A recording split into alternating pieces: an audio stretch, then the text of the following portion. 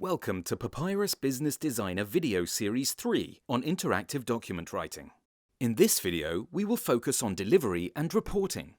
Papyrus post-processing and Papyrus print and e-delivery solutions are key to a flexible and powerful distribution to any output channel. Documents are typically triggered by business events from core business applications. Data is collected and sent to Papyrus through one of the many adapters that selects the right document template from the library.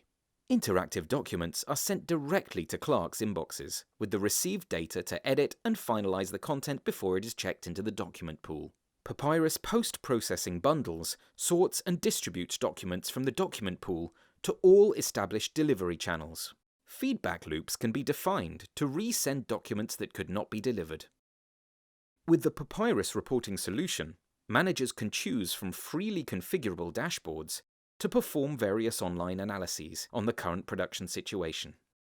In this particular dashboard, they can track production volume and see how many orders were sent to each delivery channel on a given day. Using a natural language query, managers can define filters that only show documents that have been printed. Data can be exported to PDF reports. Reports can be configured by template administrators to include selected production information while meeting corporate identity requirements. In a different dashboard, production volumes for all document types can be viewed, and managers can get a detailed overview of specific days. In this production environment, there are international multilingual documents that have been delivered. The right pane shows which building blocks were used and how often they were changed by clerks.